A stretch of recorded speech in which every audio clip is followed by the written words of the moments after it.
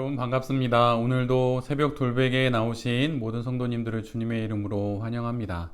또 화요일 날이 되었는데요. 오늘도 로마서의 말씀을 함께 묵상함으로 말씀으로 이 하루도 잘 살아가는 우리 모두가 되기를 바랍니다. 오늘 우리에게 주신 하나님의 말씀은 로마서 11장 28절로 36절까지의 말씀입니다. 복음의 관점에서 판단하면 이스라엘 사람들은 여러분이 잘 되라고 하나님의 원수가 되었지만, 택하심을 받았다는 관점에서 판단하면 그들은 조상 덕분에 하나님의 사랑을 받는 사람들입니다. 하나님께서 주시는 고마운 선물과 부르심은 철회되지 않습니다. 전에 하나님께 순종하지 않던 여러분이 이제 이스라엘 사람의 불순종 때문에 하나님의 자비를 입게 되었습니다. 이와 같이 지금은 순종하지 않고 있는 이스라엘 사람들도 여러분이 받은 그 자비를 보고 회개하여 마침내는 자비하심을 입게 될 것입니다. 하나님께서 모든 사람을 순종하지 않는 상태에 가두신 것은 그들에게 자비를 베푸시려는 것입니다. 하나님의 부유하심은 어찌 그리 크십니까? 하나님의 지혜와 지식은 어찌 그리 깊고 깊으십니까? 그 어느 누가 하나님의 판단을 헤아려 알 수 있으며 그 어느 누가 하나님의 길을 더듬어 찾아낼 수 있겠습니까? 누가 주님의 마음을 알았으며 누가 주님의 좋은 자가 되었습니까? 누가 먼저 무엇을 드렸기에 주님의 답례를 바라겠습니까? 만물이 그에게서 나고 그로 말미암아 있고 그를 위하여 있습니다. 그에게 영광이 세세에 있기를 빕니다. 아멘. 오늘은 로마서 11장의 말씀을 갖고 구원은 신학보다 큰 신비입니다. 구원은 신학보다 큰 신비입니다. 라고 하는 제목으로 함께 하나님 말씀을 나누도록 하겠습니다. 9장부터 이어져 온 이스라엘의 구원에 대한 사도 바울의 대답이 드디어 마지막에 이르게 됩니다. 사도의 대답은 지금까지 지나온 말씀 묵상의 흔적과 똑같은 결론에 이르게 돼요. 은혜로 택하심을 따라 이스라엘은 구원을 받을 것입니다. 이것이 사도 바울의 대답입니다. 그런데 여기서 우리는 한 가지 질문을 하게 돼요. 구원이 100% 하나님의 은혜라고 한다면 이스라엘의 지금의 구원받지 못한 상황, 그리고 이스라엘의 이 완악함은 무엇인가 라고 하는 거예요. 예수 그리스도를 죽이기까지 거부한 이스라엘의 이 완악함은 어디서부터 온 것인가 라고 하는 것이지요. 이를 두고 여러 가지로 앞에서도 많이 이야기를 했지만 오늘은 존 스토트의 이야기를 잠깐 먼저 하려고 합니다. 존 스토트는 그의 로마서 강해에서 앞에서 던진 이런 질문에 대하여 다음과 같이 정리합니다. 그의 말이에요. 만일 누군가 구원에서 멀어지면 그것은 자신의 책임이지만 누군가 구원을 받는다면 그것은 하나님의 은혜 덕분이다. 이 이율배반에는 지금 우리의 지식으로는 풀 수 없는 신비가 있다. 하지만 그렇다고 성경, 역사, 그리고 경험과 모순되지는 않는다. 여러분이 이 말씀을 들으면서 어떻게 생각하시나요? 만약 누군가가 구원으로부터 멀어지면 그것은 전적으로 그의 책임이다. 하지만 누군가가 구원을 받는다면 그것은 100% 하나님의 은혜 덕분이다. 존 스토트는 성경이 말하고 있는 이 두 가지 사실, 인간의 책임과 하나님의 은혜를 동일하게 이야기를 합니다. 그러면서 이것이 이율배반적일 수 있다고 말해요. 그러나 이 이율배반은 지금의 우리의 지식으로는 풀 수 없는 하나님의 신비라고 말하고 있습니다. 그렇게 말하면서 동시에 성경을 보아도, 또한 인류의 구원의 역사를 보아도, 그리고 한 개인의 또한 그 구원의 경험을 보아도 이 이야기가 전혀 모순되지 않는다고 존 스토트는 아주 강하게 말하고 있어요. 이 말을 빌어서 또 사도 바울의 구장으로부터 이어져 온 그의 선포를 빌어서 말하면 구원을 받는 것은 전적으로 하나님의 은혜입니다. 그리고 이것이 우리 모두가 갖고 있는 신학이고 또 우리의 신앙 고백이지요. 이 말에는 물론 약간의 긴장이 있고 또한 우리 마음속에 약간의 또 불만이 있는 것도 사실입니다. 그럼에도 불구하고 존 스토트는 또한 사도 바울은 또 성경은 명확하게 말하고 있어요. 구원받는 것이 전적으로 하나님의 은혜라면 구원받지 못하는 것, 더 정확한 표현으로는 구원을 우리에게 주시지 않는 것 역시 하나님의 책임인가? 라고 묻는 우리의 이 질문에 아니라고 모두들 대답하고 있습니다. 어느 철학자가 이런 말을 했어요. 나는 기독교가 이해되지 않기에 믿지 않는다. 그런데 그는 이후에 그리스도인이 됩니다. 그러면서 그는 이렇게 이야기를 해요. 그러나 이제는 이해되지 않기 때문에 믿는다라고 말이죠. 불신의 이유가 되었던 것이 이제는 믿음의 이유가 됩니다. 이 신비를 어떻게 우리의 지식으로 설명할 수 있을까요? 이해가 되지 않아서 믿지 않았는데 그러나 동시에 이해가 안 되기에 이제는 믿는다고 말이에요. 그런데 우리가 구원을 놓고 전적으로 하나님의 은혜다. 또 그 안에 우리의 또 책임도 언급되어지는 부분이 있다. 이렇게 존 스토트의 이야기를 듣고 사도 바울의 이야기를 듣다 보면 잘 이해되지가 않아서 구원을 믿지 못하게 됩니다. 그러나 우리가 시간을 지나고 또 이 땅에서 하나님의 구원의 역사를 묵상하고 또 살아가다 보면 이 노 철학자의 이야기처럼 이해가 되지 않기에 믿는 거기에까지 이르게 되는 것이죠. 우리 모두는 구원을 받았고 또 구원받은 이후에 이해되지 않기에 믿는 그곳까지 우리 모두는 하나님의 손에 의해서 인도되어지고 있어요. 그런데 여기까지 가지 않기에 신앙이 자꾸 어떤 교훈을 찾아내는 것 또는 어떤 지식을 얻는 것 그런 수준에 자꾸 머물게 됩니다. 원리와 원칙으로 다 설명되지 않는 것이 하나님의 말씀이고 하나님이에요. 그리고 또한 그것이 구원이죠. 아니 정확하게는 우리가 그것을 다 설명할 수가 없습니다.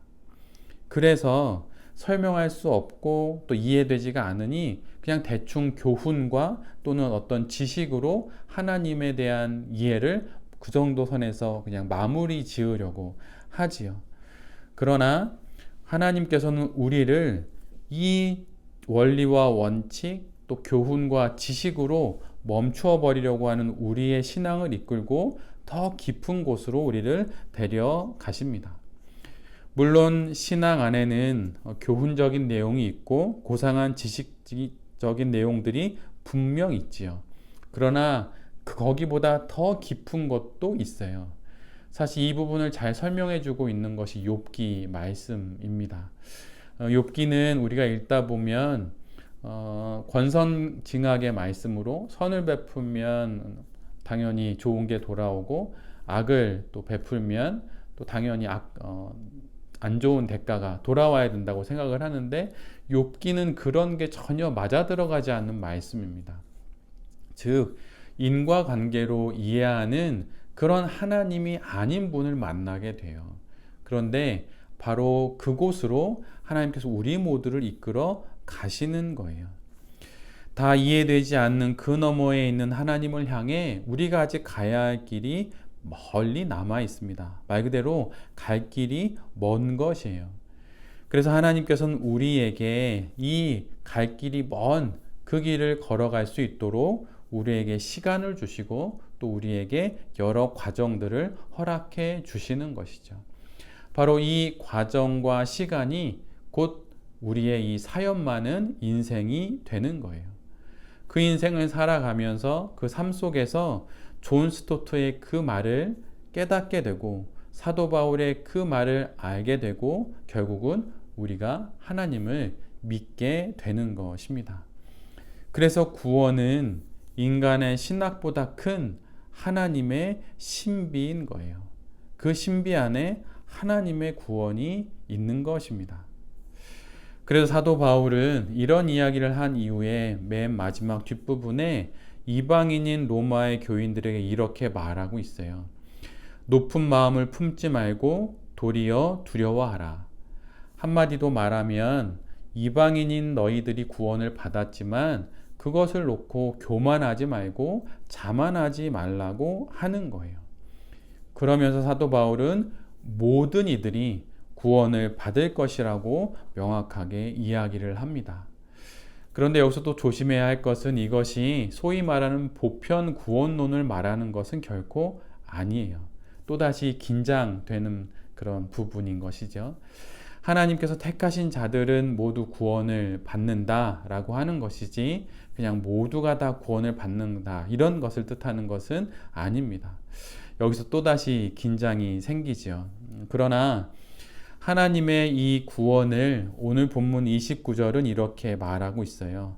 후회하심이 없는 구원이라고 말이에요. 신이신 하나님이 후회하시지 않는 구원, 바로 그 구원이 내가 그리고 온 인류가 또한 온 창조 세계가 받을 바로 그 구원입니다. 신의 구원, 신의 후회하심 없는 구원, 가장 완전하고 가장 온전한 구원이 바로 우리에게 허락되었고 바로 온 세상에 허락되었다고 하는 거예요. 그러기에 이것은 참으로 알 수 없는 신비이고 또한 우리가 도저히 받을 수 없는 구원이기에 깊은 감사이기도 한 것입니다. 그래서 사도 바울은 9장부터 10장, 11장까지 이어온 구원에 대한 모든 설명들을 마치면서 이 부분을 이렇게 말하고 있어요.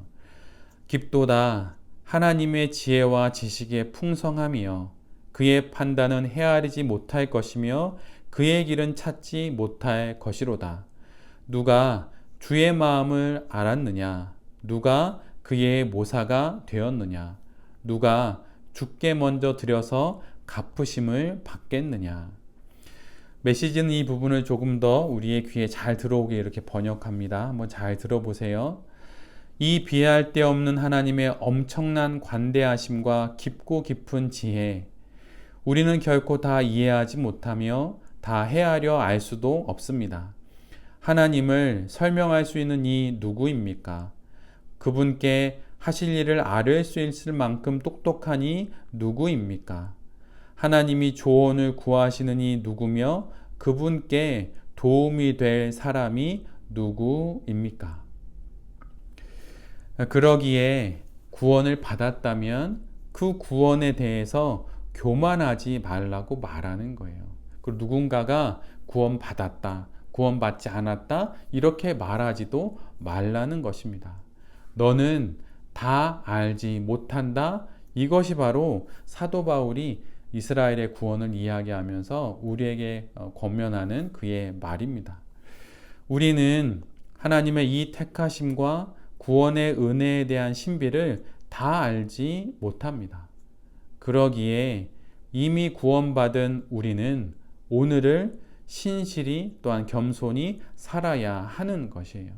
또한 그 구원을 아직 구원을 모르는 이들에게 겸손한 마음으로 전해야 하는 것이죠.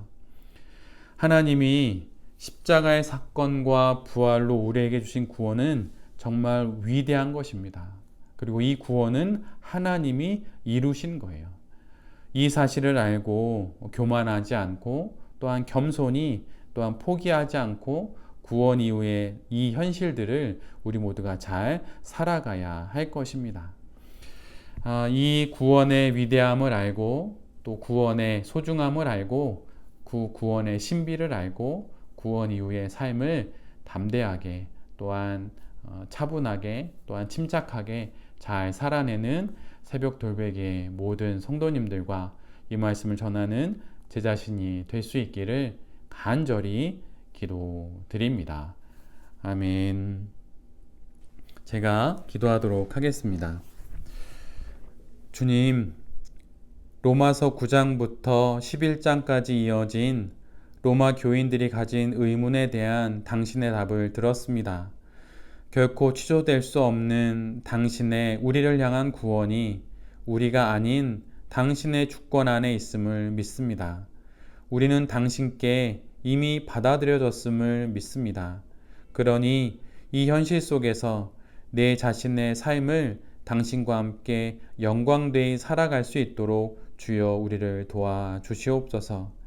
예수 그리스도의 십자가의 죽음과 부활로 우리에게 주신 구원의 위대함을 알고 당당히 또한 담대히 우리에게 주신 이 오늘을 잘 살아가게 하여 주시옵소서. 주님 우리를 더욱 영광되이 빚어 주시옵소서. 이 모든 말씀 우리 주 예수 그리스도의 이름으로 기도드립니다. 아멘.